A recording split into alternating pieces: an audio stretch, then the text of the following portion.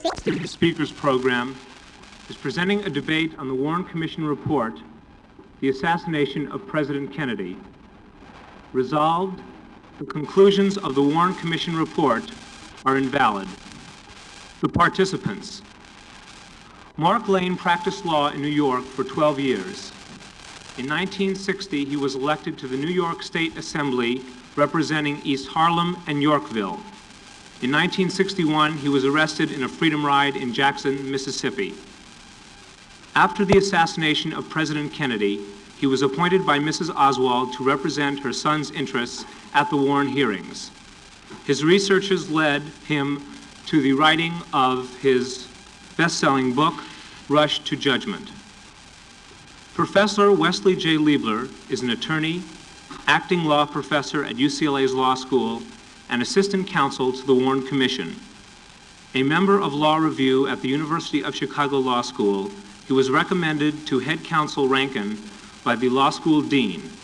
He is currently conducting extensive research with Professor Irving Bernstein. Dr. Bernstein is a labor relations negotiator, member of the Institute of Industrial Relations, and a UCLA professor of political science. And now our moderator, Professor Bernstein.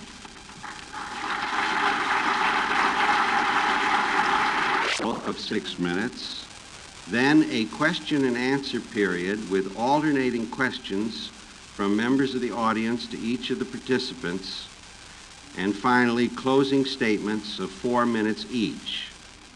I intend to enforce the ground rules rigorously. Mr. Lane?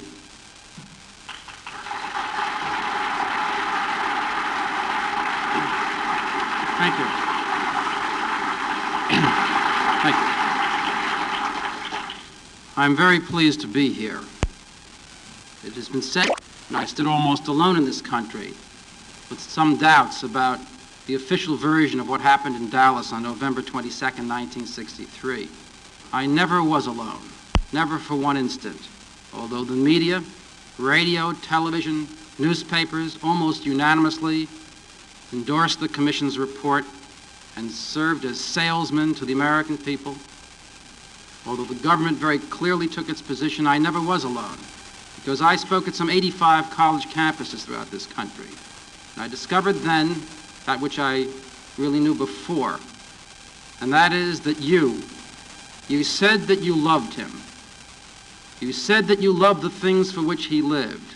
And unlike the vast majority of the American people, and almost the media unanimously, you did not show a callous disregard for the manner in which he died. And so I'm happy to be back here again today. The recent issue of your student publication carries an article presenting a vast amount of information on the question of the origin of the shots, which of course is a classic question in the determination of the guilt of any person charged with the commission of a crime. That being so, I will not deeply go into that area, but into other areas. I should say, however, at the outset, that one of the problems that we've had in trying to develop a debate on this question is that not a single member of the Warren Commission, not one member of the Commission, is willing to defend the Commission report in open and public debate. Not one. That thereby limits our debating ability, unfortunately, to others. Now we come to the senior counsel. No, I don't mean to be snide, and I'm not being snide. We then come to the senior counsel of the Commission. I would much prefer to debate Earl Warren. He's the one who sold that report to the American people. He's the one who said, I'm a man of integrity, you must believe that report. Why, surveys taken in this country after the report was issued, when persons were asked, what is the single biggest fact, piece of evidence, which convinces you that Oswald was the lone assassin? The vast majority of the people answered, Earl Warren said so. That's the evidence. Well, I'd like to see Mr. Warren or Mr. Ford or any of the other members of the Commission stand up and defend their report, but they will not. Then we come to the senior counsel for the Commission, Mr. Bull, for example, of Los Angeles, who refuses to debate with us. And so we cannot have a discussion with senior counsel, and so we're discussing it with Mr. Liebeler. I'm very pleased that he is willing to come forward and to present the Commission's case. I would like to comment upon something which Mr. Bull said, because he was one of the important senior attorneys who dealt with questioning witnesses regarding, some witnesses, regarding the origin of the shots and what they saw, what they heard on November 22nd. A number of witnesses standing up on that railroad bridge overlooking the Dealey Plaza area said that when the shots were fired, they looked to their left, and there they saw a grassy knoll, and above it, at the top of it, a wooden fence with landscape with bushes and trees. And a number of those men have said that when they looked there, they saw puffs of smoke, or a puff of smoke. Most of them said, one or two said puffs.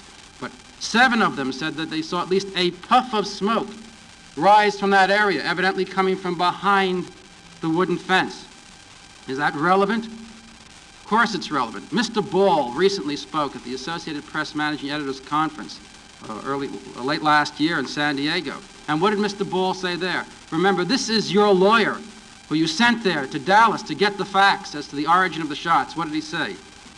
I quote now from the Associated Press coverage of the debate, verbatim coverage of this portion. Questioned by Mr. Ball in the midst of his speech. What does a puff of smoke mean? Does it mean that there's a rifle? Of course not. Since when did rifles give off a puff of smoke? They don't do it. This statement was made 2 years after the Warren Commission report was issued, 2 years after the 26 volumes of evidence were issued. And what is present in those 26 volumes? A letter from J. Edgar Hoover to the Warren Commission stating that the alleged assassination weapon was tested, and even in broad daylight when fired, it emits a puff of white smoke. 2 years later, the attorney for the commission was either in absolute ignorance of the evidence submitted to the commission on this crucial question, or deliberately made a false statement to the American people through the Associated Press. This is some of the problems that we have, the abysmal ignorance of those who were charged. I hope it was just abysmal ignorance of those who were charged with securing the information for us. Well, that's a classic question. Where did the shots come from? There's another classic question. Is the alleged murder weapon, and I will not deal with the first one any further because it has been dealt with in the press and particularly here at this university. But there is another basic question, classic question in any case. Is the alleged murder weapon capable of the performance which the prosecutors say that it gave in the hands of the alleged assassin? Mark Twain said, "Whoso clinging to a rope severeth it above his hands must fall, it being no defense that the rest of the rope is sound." Well, if the rifle is not capable of doing that which the commission said it did, that's the end of the case against Lee Harvey Oswald as the man who used that weapon to kill President Kennedy. Well, let's go back to J. Edgar Hoover, who was discussing through the mail the question of a rifle test with J. Lee Rankin, General Counsel of the Commission. I quote now from Mr. Hoover's letter, words of caution as to how to conduct such a test. Quote, "In connection with these tests, it should be noted that the accuracy of the rifle would depend upon the quality of the ammunition used, the condition of the weapon at the time of firing, and the expertness of the shooter. However, none of these conditions can be determined for the time of the assassination." Well, I agree with Mr. Hoover, that certain, close quote, that certain caution must be taken in approaching the test to see to it that it does resemble the events which the commission said took place that day. Let's start, number one, with the ammunition. I testified before the commission. I raised the fact that some had said that the ammunition was not capable of firing because it was old ammunition and it might not be too reliable. I said it might be of questionable reliability because it was old. Commission finding, they take that statement as they did all factual material and put it under the heading of speculation. Now we come to commission finding.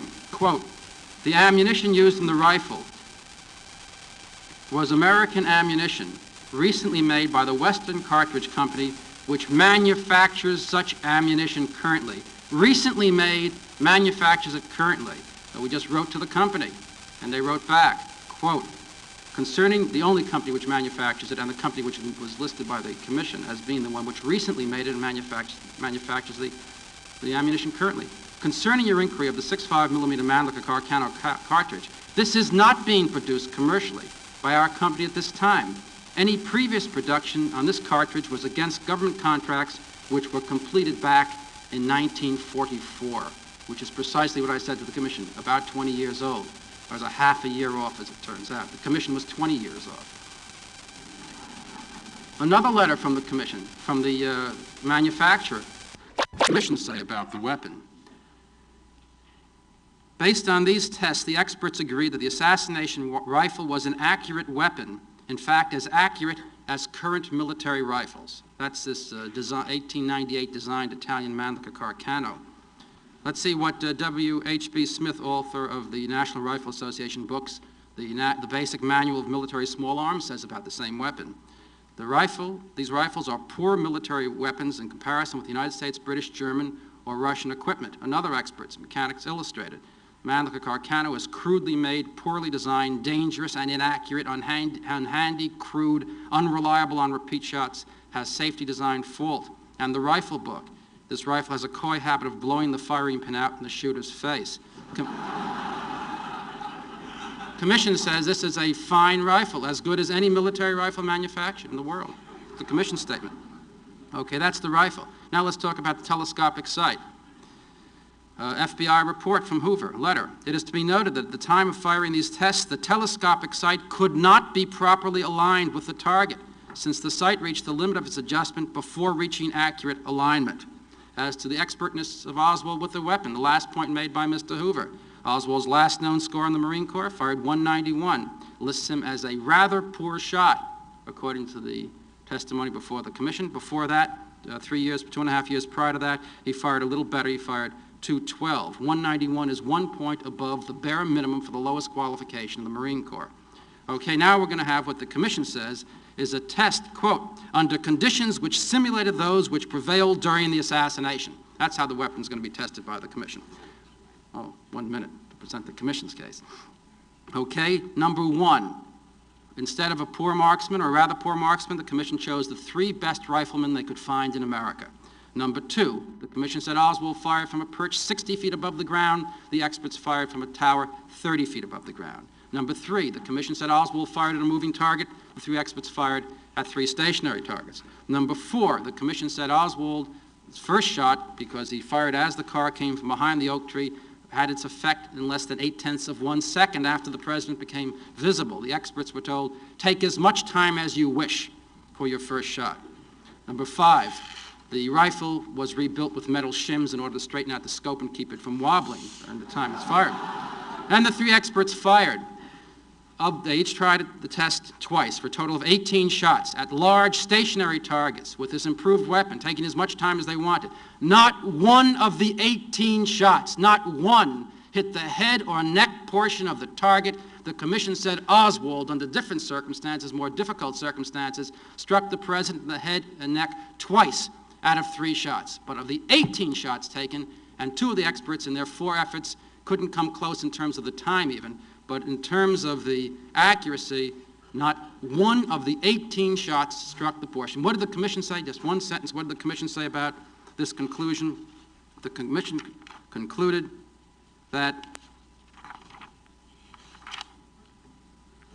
the test showed that Oswald and his weapon contained the capability to fire as they did on November 22nd, to fire 2 shots into the president's head and neck area in that short period of time. If the rifle could not do it, and remember the rifle was used as proof that Oswald was guilty. If the rifle could not do it, what happens to the Commission's case against Oswald as the lone assassin with that weapon?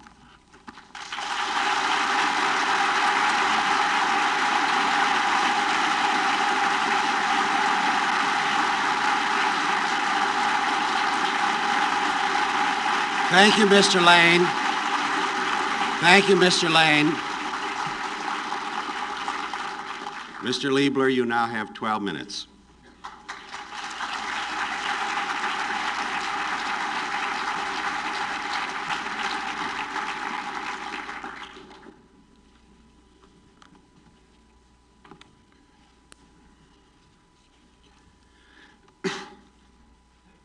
It has been difficult to make a considered judgment of the wave of criticism of the Warren Report which has been sweeping the country.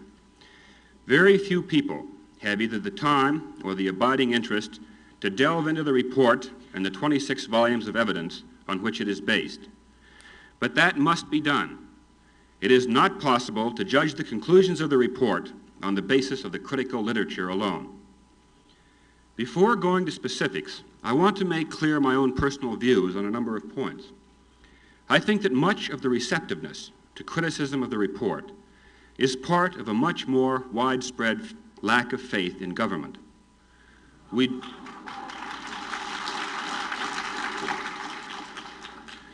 do not know what to believe when we hear that we are attempting in good faith to negotiate a settlement in Vietnam, or that the governor means no harm to the University of California. The Warren Report is a convenient object against which we can direct the frustrations that we all rightly feel as a result of the so-called credibility gap. Unlike other government agencies, its sole function was to tell the people the truth about a tragic event. Unlike other government agencies, the 26 volumes of evidence that it published provide a test by which its performance can be judged. If the critics can show from these volumes that the conclusions of the report were wrong, the distrusted establishment will have been dealt a body blow. There is no doubt that in some ways the Commission deserves criticism. Most serious is its failure, primarily out of respect for the wishes of the Kennedy family, to make the autopsy photographs and x-rays a part of its record. Let me be very clear that I do not doubt the autopsy report, but the Commission's handling of the photographs and x-rays has permitted doubt where there could have been certainty. The staff wanted the photographs and x-rays at the time, and in view of the public doubts that have since been raised, I think they should be made available to an independent panel of pathologists as soon as possible. Some of the former staff members, including myself, have been working to achieve that result. But the Commission's admitted mistakes have been blown up all out of proportion to their real significance. In this case, for example, the nature of the President's wounds is quite clear from the autopsy report and the testimony given under oath by the pathologists before the Commission. They testified at that time that a review of the pictures would not cause them to change any of the testimony they gave before the Commission. The photographs and x-rays are now in the archives, and they will be and are available under terms established by the Kennedy family. I have not yet heard Mr. Lane suggest that Robert Kennedy is a part of the conspiracy that he seems to see on all sides. It is generally known that I have criticized the Commission when I thought that it was wrong. I will continue to do so. Most of my criticism has involved matters of judgment or procedure, and none of them has called into question the basic conclusions of the report. I believe that those conclusions are correct, and they must be judged by the evidence developed by the most extensive murder investigation ever conducted, and against the almost 2.5 years of work by the critics. Let us turn to that evaluation. As Dr. Bernstein pointed out, the Commission concluded that the shots that killed the President and wounded the Governor were fired from the 6th floor of the school book depository. It also concluded that they were fired by Lee Harvey Oswald, and it was unable to find any evidence of a conspiracy. No one seriously contends that no shots were fired from behind the motorcade, and the evidence of this is overwhelming and should be compared with the evidence that the critics set forth to suggest that shots were fired from the grassy knoll. There were 6 eyewitnesses that saw something in the window at the time the shots were fired. 2 of them actually saw the shots fired. 2 others saw the rifle. 2 others saw profile and movement that they immediately associated with the firing of the shots. I know of no such evidence with respect to the grassy knoll or anywhere else. There were 3 people on the 5th floor of the building. They were directly under the assassination window. They heard the shots, and they even heard the shell casings hit the floor, because as a matter of fact, the floor was under construction at that time. It had been torn up, and there were strips, holes you could see right through the floor. They testified that the whole building shook when the shots were fired.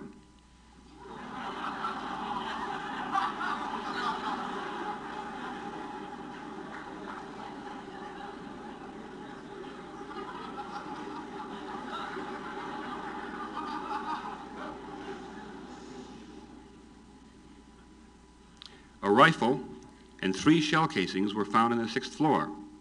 The rifle was found by Seymour Weitzman and Mr. Boone, who was a deputy sheriff. Mr. Weitzman was a deputy constable. Mr. Lane has made a point, he hasn't raised it this morning yet, a point of the fact that Mr. Weitzman initially identified the rifle as a Mauser. I talked to Mr. Weitzman on the phone yesterday, and he testified before the commission, before Mr. Ball, as a matter of fact, and he said, yes, it was a Mauser. A Mauser is a Mauser, he said. He thought it was a German Mauser, but he never handled the rifle, and in fact it turned out to be an Italian Mauser. And he said that he was absolutely certain that the rifle that he found on the 6th floor of that building was the rifle that the Dallas Police Department took into their possession, and is the rifle that the commission concluded was the rifle that assassinated the president. He has no doubts about that whatsoever. The rifle was associated with the 3 shell casings that were found right near the 6th floor, and with bullet fragments and a bullet.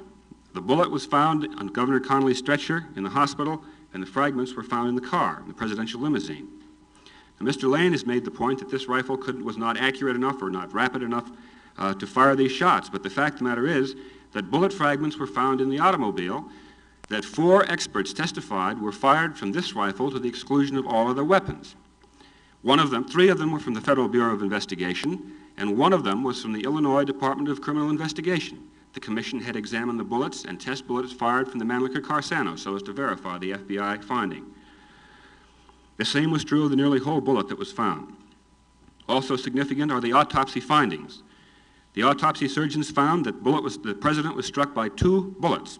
One struck him in the back of the head, and it made a small entrance wound just to the right, and that it exited on the right side of his head.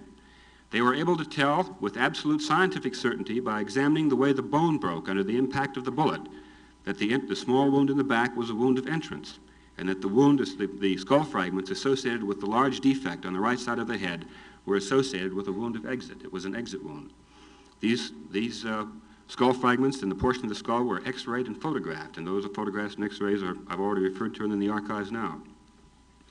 They also found, and I want to avoid semantic difficulty with this point, they also found, I'll call this the first shot that struck the president, that he was struck at a point 14 centimeters below his right mastoid process, which is the bony tip behind your ear. That's 5.5 inches down and 5.5 inches from the tip of his right shoulder joint, which is right here. And I'm not going to say back or neck because that's a semantic problem we've had before, but the measurements are precisely set forth in the working notes of the autopsy surgeons and in the autopsy report and in their testimony under oath before the commission.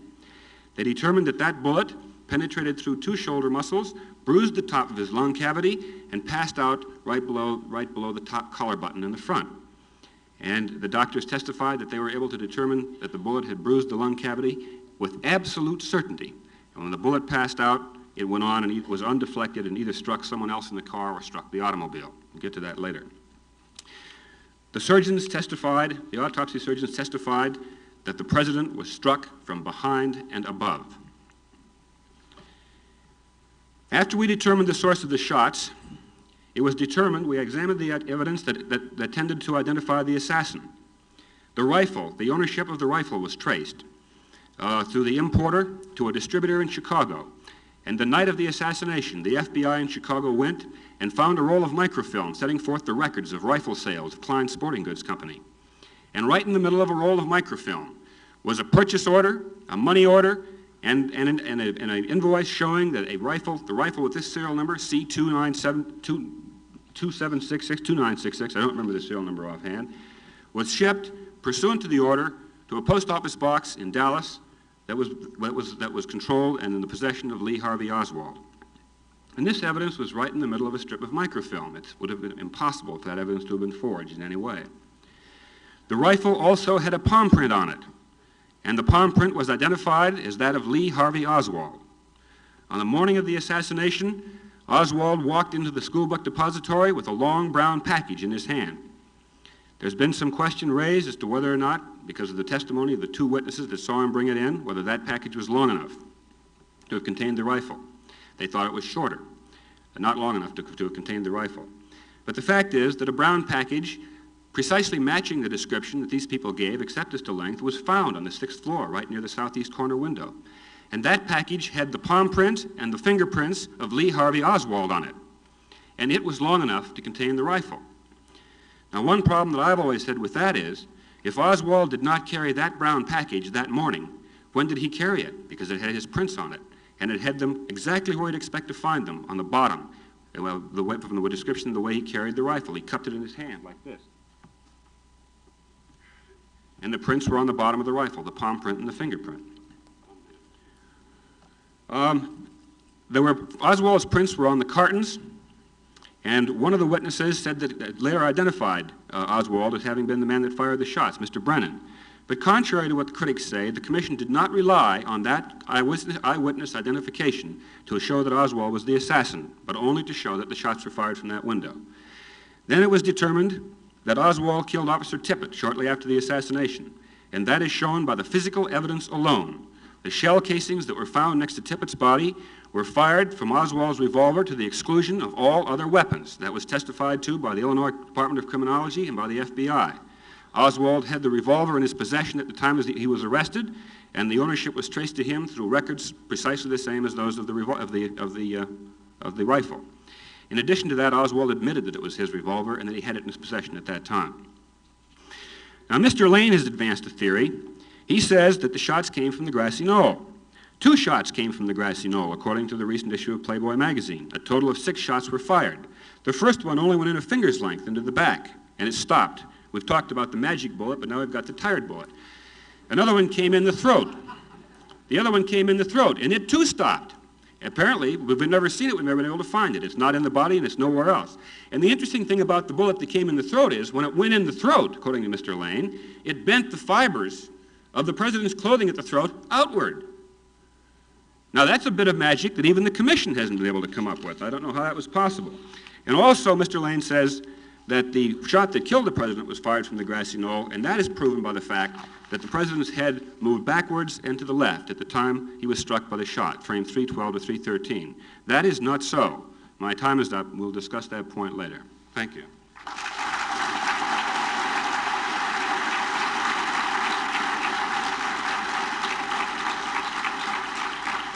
Thank you, Mr. Leebler. Mr. Lane, you have 9 minutes for rebuttal. I have found a statement by Mr. Leebler at long last with which I am in agreement. There is a credibility gap in this country. It is because your government lies to you that there is a credibility gap. There's nothing wrong with us in doubting that which has been told to us about Vietnam or about the Warren Commission report. The trouble is in the statements that are being made. They're not accurate, so we can't believe them, and that's what causes the gap. And that's why it would be a good thing to get some of the facts instead of relying upon the faith that is invested in the Chief Justice because of his good works in many other areas. Now, all the 26 volumes have been published, and that's the test of the Commission's case, Mr. Leebler states. Fine. Photographs and x-rays aren't there because of respect for the Kennedy family. Did the Commission ever ask to examine the photographs and the x-rays? Never. Did the Commission ever ask, I see that Mr. Leebler has accepted my suggestion that there should now be a group of independent pathologists who examine the photographs and the x-rays. Excellent, but it's not happening. Is it out of respect for the Kennedy family that the commission members themselves would not look at the x-rays and the photographs? I hardly think that can be the reason. But that's not all that's missing from the record. That's a very small portion of the suppressed evidence. How about the Zapruder films?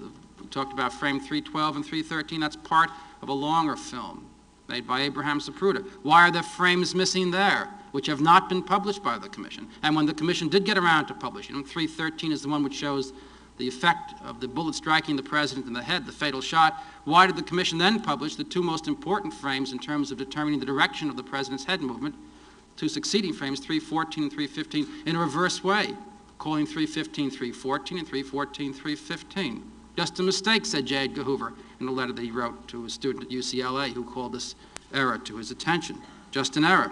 Today, there are 1,555 reports in the National Archives referred to as the basic source materials relied upon by the Warren Commission. You cannot see a third of them. Classified for 75 years, according to the Assistant Director of the National Archives. Why? 75 years, he explains the date at which time it is presumed that no one alive today will then be alive. Therefore, no one alive today can be harmed by the disclosures in 75 years. Is that how a democracy works? What's in the National Archives, which we are not allowed to see now because it would upset us? If all of the evidence there shows Oswald did it, and did it alone, why doesn't the Commission parade it out? What else did the Commission not publish? The Commission did not publish the transcripts of the testimony of the witnesses before the Commission. Look at volume 1 of the very early pages. Statement: the Commission reserved the right to edit the testimony prior to publication to improve its accuracy and clarity. You like those improved versions, or would you like to see what the witness actually said? Well, you cannot see the original statement. Mr. Leebler said that it is the most extensive criminal investigation ever conducted. Yes, it is a very extensive investigation of every critic of the Warren Commission. That's where the efforts were.